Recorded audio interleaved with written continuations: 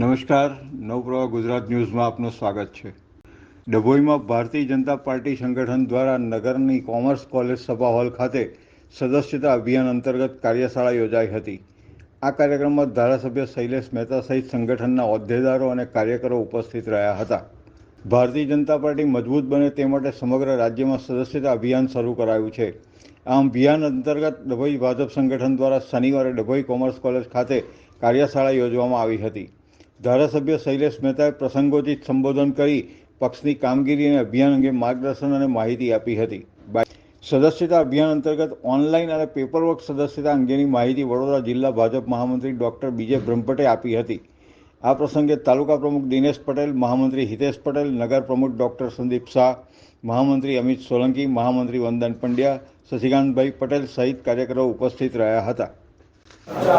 Bharatiya Janata party દ્વારા સદસ્યતા અભિયાનની શરૂઆત કરવામાં આવી રહી છે. તેના સંદર્ભમાં કેવી રીતે સદસ્ય બનવાનું, એ ઓનલાઈન હોય કે ફોર્મ ભરીને, એ સમજ આપવા માટે આજે ડભોઈ ખાતે ડભોઈ તાલુકા અને ડભોઈ નગરના તમામ ચૂંટાયેલા પ્રતિનિધિઓ, સંગઠનના પ્રતિનિધિઓ અને આગેવાનો, આ તમામની એક બેઠક કાર્યશાળાના રૂપે અહીંયા આગળ રાખવામાં આવી હતી.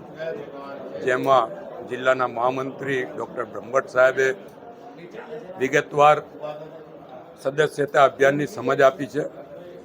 સાથે જ આ સદસ્યતા અભિયાન ફક્ત પાર્ટીને મજબૂત કરવા નહીં, પણ પાર્ટીને મજબૂત કરવા સાથે દેશને પણ સશક્ત બનાવવા માટેનું અભિયાન છે. ત્યારે એમાં તમામને કેવી રીતે જોડવા એ બાબતની ચર્ચા કરવામાં આવી છે. એક બૂથ દીઠ ઓછામાં ઓછા 300 પ્રાથમિક સભ્યો અને 3 સક્રિય સભ્યો બને, કારણ કે 100 પ્રાથમિક સભ્ય એક સક્રિય સભ્ય બને છે. એટલે દરેક બૂથથી 300 સક્રિય સભ્યો બનાવવાનો ટાર્ગેટ અહીંયા આગળ આગેવાનોને અને કાર્યકરોને આપવામાં આવ્યો છે.